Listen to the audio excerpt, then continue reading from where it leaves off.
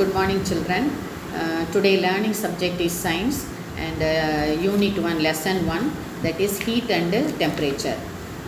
Heat அப்படினா வெப்பம், temperature அப்படினா அந்த வெப்பத்தை அழைக்கின்றதான ஒரு அளவீடு வெப்பநிலை. Coming to the introduction part, you shiver when it is cold outside and sweat when it is hot outside. ரொம்ப குளிராக இருக்கும்போது November December winter season and when it rains heavily நம்ம என்னென்னா கொஞ்சம் அப்படியே நடுங்குவோம் இல்லைங்களா. சின்ன குழந்தைங்கள்லாம் என்னென்னா நடுங்குவாங்க, அம்மா ஸ்வெட்டர் போட்டு விடுவாங்க, எல்லாம் பண்ணுவாங்க. And when it is sweat when it is summer season, March April May இந்த மாதத்துலலாம் பார்த்தீங்க அப்படின்னா நமக்கு பயங்கரமாக வேர்த்து கொட்ட ஆரம்பிக்கும். But how can you measure those weather temperature? அப்படி வின்டர் சீசனாக இருக்கட்டும் அண்டு சம்மர் சீசனாக இருக்கட்டும், அதில் இருக்கிற டெம்பரேச்சர் நீங்கள் எப்படி மெஷர் பண்ணுவீங்க? And temperature is involve in many aspects of our daily life. இந்த டெம்பரேச்சர் அப்படிங்கிறது நம்முடைய அன்றாட வாழ்க்கையில் ஒரு முக்கியமான ஒரு பங்கு இருக்குது. Including our own bodies and health, the weather and how hot the stove must be in order to cook food. நம்மளுடைய ஹெல்த்து கண்டிஷனாக ஹெல்த்தாக இருக்கட்டும், பாடிக்கு ஹெல்த்தாக இருக்கட்டும், அல்லது அம்மா சமைக்கும்போது சில சமயத்தில் அந்த ஃப்ளேம் ஹையில் வச்சுருப்பாங்க, மீடியமில் வச்சுருப்பாங்க, லோவில் வச்சுருப்பாங்க, அதாவது சிம்மில் வச்சுருப்பாங்க.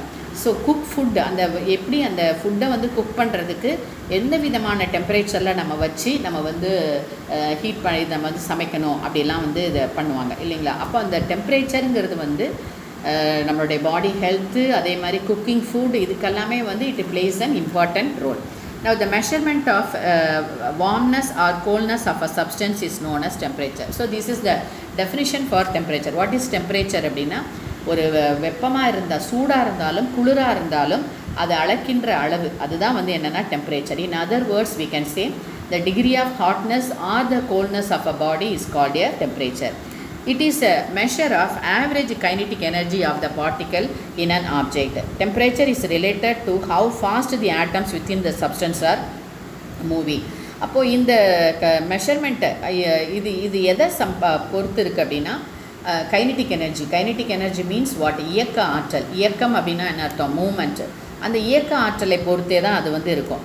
So the temperature is related to the kinetic energy of the substance. See, there are two diagrams given in your book, left side and right side. See the right side, the gas particles on the right have more kinetic energy than those on the left. So the gas on the right is at a higher temperature. இப்போ இதில் பார்த்தீங்கன்னா இந்த all the molecules are moving very fast. So இதுலேருந்து என்ன தெரியுது அப்படின்னா, இந்த right சைடில் இருக்கிற molecules are having more temperature than the left side one. Now the next one, temperature units. There are 3 units which are used to measure the temperature: degree Celsius, Fahrenheit and Kelvin. 3 விதமான அலகுகள் இருக்குது. என்ன அப்படின்னா, degree Celsius, அடுத்தது Fahrenheit and Kelvin. First Celsius. Celsius is written as degree C அப்படின்னு சொல்லணும். Degree, அந்த டிகிரிங்கிறதுக்கு என்னென்னா ஒரு சின்னதாக ஒரு முட்டை மாதிரி போட்டுக்கிறோம் இல்லையா, அது. And read as degree. For example 20 degree C அப்படின்னு நம்ம சொல்கிறோம் இல்லையா. It is read as 20 degree Celsius. 20 degree Celsius. Celsius is called as centigrade as well. So இதை எப்படி சொல்லலாம்னா, we can say 20 degree Celsius or 20 degree centigrade. And the next one, Fahrenheit. Fahrenheit is written as degree F. See the Celsius, C the first letter, so C. Fahrenheit first letter F, so the first letter F. So degree F. For example 25 degree F, it is read as 25 degree Fahrenheit. And then the last one, Kelvin. Kelvin is written as Kelvin, K. For example 100 K, it is read as 100 Kelvin. You have to note one difference. இங்கே பார்த்தீங்கன்னா 20 degree C, 25 degree C, இதுக்கெல்லாம் இங்கே டிகிரின்னு போட்டிருப்பீங்க. இங்கே என்ன அப்படின்னா, அந்த degree, அந்த சின்னதாக இருக்கிற அந்த ஒரு முட்டை ஜீரோ மாதிரி இருந்தது இல்லையா, அது மிஸ்ஸிங். 100 K அப்படி தான் நம்ம எழுதணுமே தவிர 100 டிகிரி K அப்படி எழுதுனா அது இட் இஸ் அப்சல்யூட்லி ராங் அது. So 100 K, it is read as 100 Kelvin.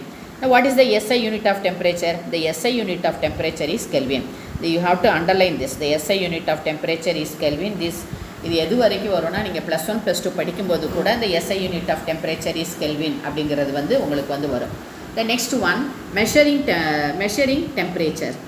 The temperature of the object is well approximated with the kinetic energy of the substances. Already we studied, isn't it? in the right side of the right side in the diagram பார்த்தீங்கன்னா it is in higher temperature, so all the gas molecules are moving very fast ன்னு வந்து பார்த்தோம். அப்போ the temperature is related to the kinetic energy. The high temperature means that the molecules within the object are moving at a faster rate. High temperature na as I said, the molecules are moving very fast. Temperature அதிகமாக இருந்ததுன்னா molecules வந்து என்ன செய்யும், ஃபாஸ்ட்டாக வந்து move பண்ணும். But the question arises how to measure it. Molecules in any substance are very small to analyze and calculate the movement. ஆனால் எப்படி அந்த டெம்பரேச்சரை மெஷர் பண்ணுறது? Because the molecules are very small, we cannot calculate, we cannot measure the temperature on seeing the size of the molecule. அந்த மாலிகுலோடைய மூமெண்ட்டை வச்சு நம்ம வந்து என்ன செய்ய முடியாதுன்னா டெம்பரேச்சரை வந்து மெஷர் பண்ண முடியாது. You must use an indirect method to measure the kinetic energy of the molecules of a substance. So there is another method to measure the temperature, in indirect method to measure the temperature of a substance. ஒரு சப்ஸ்டன்ஸோட temperature measure பண்ணணும் அப்படின்னா அதுக்கு வந்து ஒரு indirect method வந்து இருக்குது. We studied that solids expands when heat is applied to it. Like solid substance, liquids are also affected by heat. நான் உங்களுக்கு வந்து தெரியும், சாலிட்ஸ் வந்து it expands on heating. Summer சீசன்லலாம் வந்து பார்த்தீங்க அப்படின்னா அந்த ரயில்வே ட்ராக் வந்து என்ன ஆகும்னா எக்ஸ்பேண்ட் ஆகும். அதே மாதிரி தான் லிக்யூடையும் when it is heated அது வந்து என்ன ஆகும் அப்படின்னா it expands. To know this let us do the activity 1. இங்கே activity 1 உங்களுக்கு right side of the book வந்து உங்களுக்கு கொடுத்துருக்கு. there is a diagram given in your book. அதில் வந்து first you have to observe the diagram. See, we can go from bottom to top. Candle, then a small glass bottle, then water to hold the bottle, one fork, then rubber cork and a small refill. Empty refill is inserted through the rubber cork, and there is a white sheet of paper and the measurements are there 0, 1, 2, 3, 4, 5 like that, etc. And I'll explain how we can do the experiment that is given in your book. And you have to take a bottle like this, and inside that you have to take the colored water, and this bottle is fitted with the rubber cork, and you have to put a hole at the center. முதல்ல வந்து ஒரு பாட்டில் எடுத்துக்கணும், அதில் colour water எடுத்துக்கணும். அந்த பாட்டிலை வந்து ஒரு ரப்பர் கார்க்கால் மூடி அந்த கார்க்கோட சென்டரில் வந்து ஒரு ஹோல் போடணும். then you have to insert a empty refill through the one hole rubber cork. ஒரு empty refill வந்து அந்த கார்க் வழியாக வந்து என்ன செய்யணும், நம்ம பாஸ் பண்ணணும், இந்த ஹோல் வழியாக பாஸ் பண்ணணும்.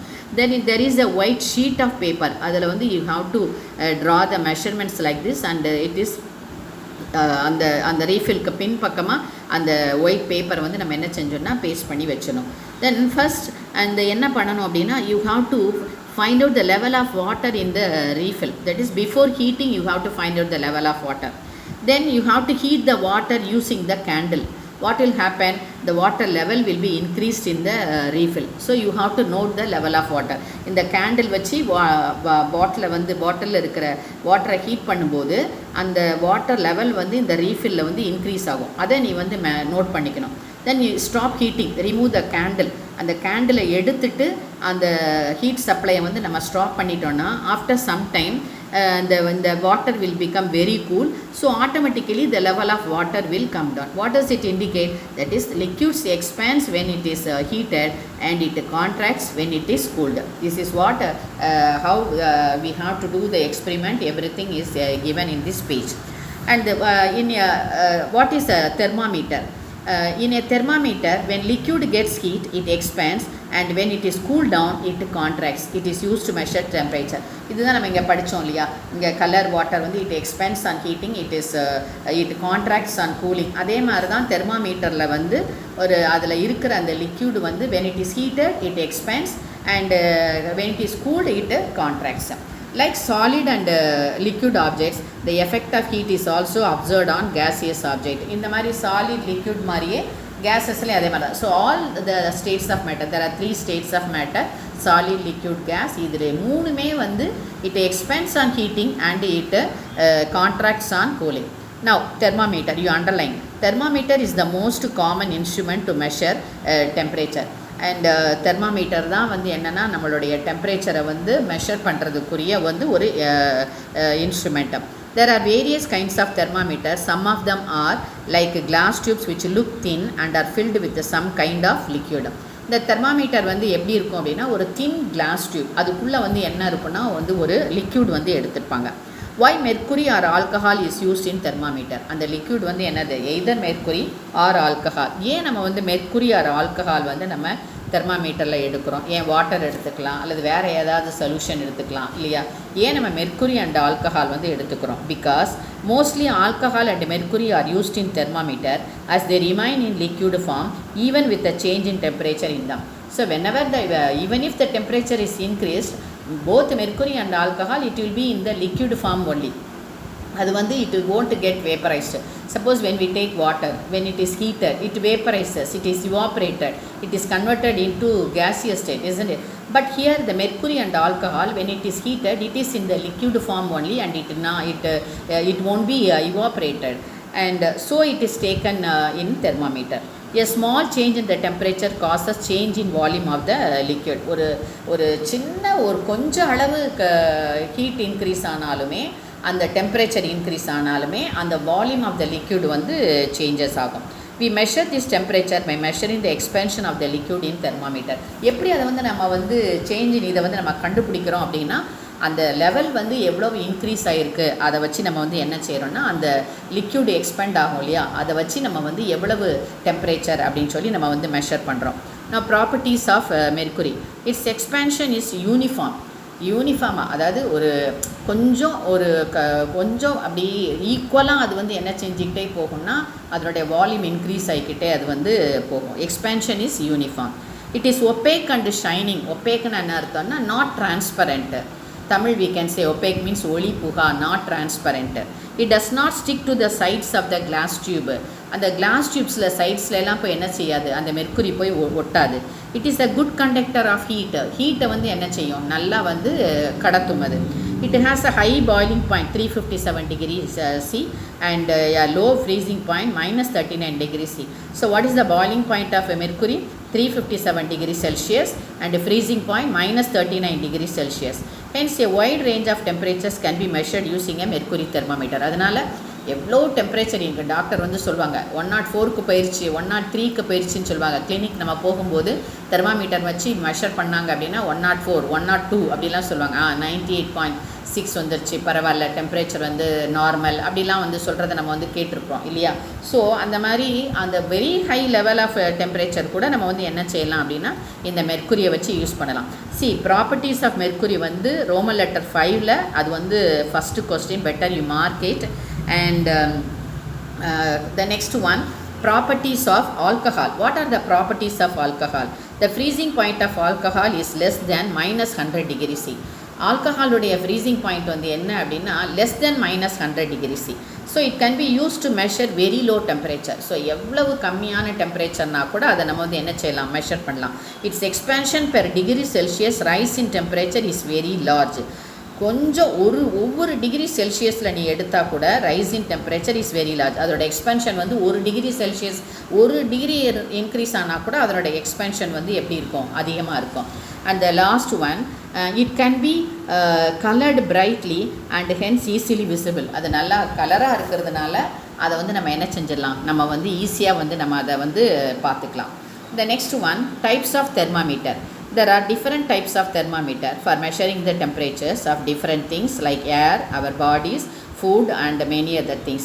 Among these, the commonly used thermometers are clinical thermometer and laboratory thermometer. நிறைய அதை மெஷர் பண்ணுறதுக்கு தெர்மாமீட்டர் நம்ம வந்து யூஸ் பண்ணுறோம். நம்முடைய பாடி டெம்பரேச்சர், ஃபுட்டு, இதுக்கெல்லாமே நமக்கு எது தேவைப்படுது அப்படின்னா தெர்மாமீட்டர்ஸ் வந்து தேவைப்படுது. பட் காமனாக ரெண்டு thermometer. Number 1 is clinical thermometer and the another one is laboratory thermometer. Clinical thermometer and laboratory thermometer. Now we are going to study about clinical thermometer. These thermometers are used to measure the temperature of a human body at home, clinic and hospital. நம்முடைய body temperature என்ன அப்படின்னு சொல்லி வந்து நம்முடைய வீட்லேயும் சில வீட்டில் வந்து தெர்மாமீட்டர் வச்சுருப்பாங்க. சில வீடுகளில், ஹாஸ்பிட்டல்ஸில், இதெல்லாமே இந்த இடங்கள்லாம் வந்து டெம்பரேச்சர் மெஷர் பண்ணுறதுக்கு வச்சுப்பாங்க. All clinical thermometer have a kink that prevents the mercury from flowing back into the bulb when the thermometer is taken out of the patient's mouth so that the temperature can be noted conveniently. There will be a kink. இங்கே இருக்குது பாரு, இங்கே அதாவது C இப்படி போடுவோமா, reverse சைடில் போடுற அந்த சி மாதிரி ஒன்று இருக்குது பார்த்தீங்களா, இதுதான் கிங்க்கு.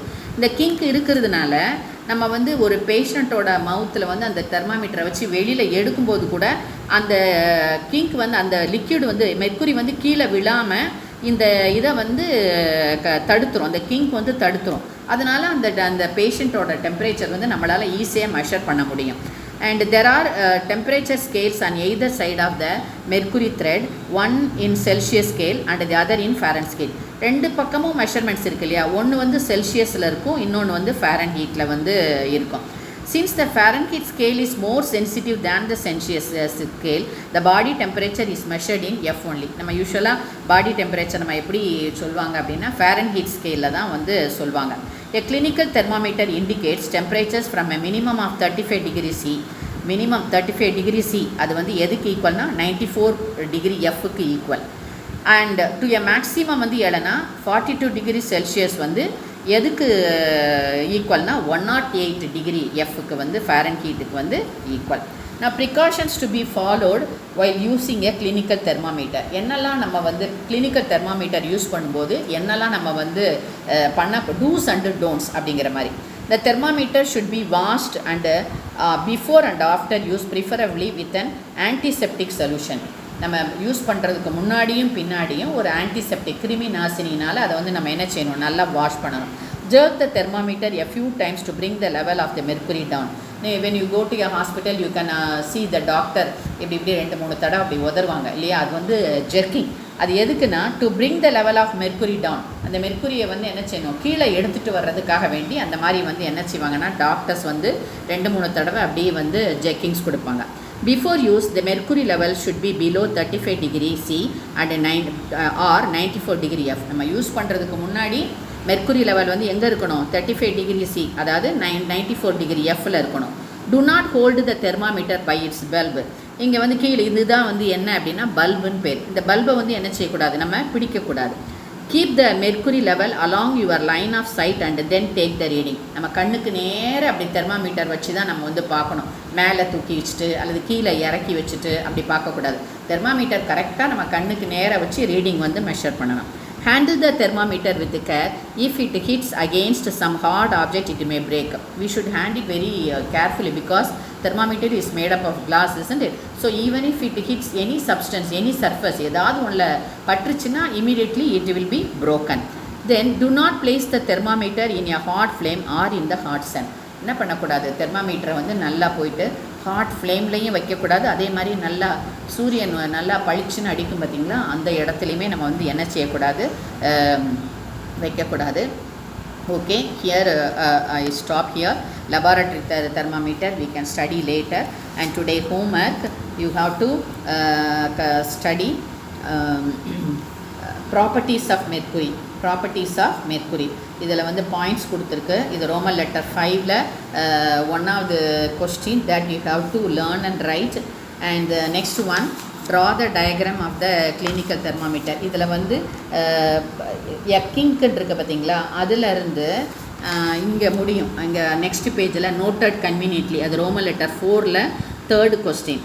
ஸோ இந்த 2 கொஸ்டினுமே you have to learn and write and you have to draw the diagram also. This is your homework. இந்த 2 கொஸ்டினுமே நீங்கள் வந்து என்ன செய்யணும், படிச்சுட்டு அதுக்கப்புறமா எழுதணும். This is your homework and you have to draw the diagram also. Thank you children.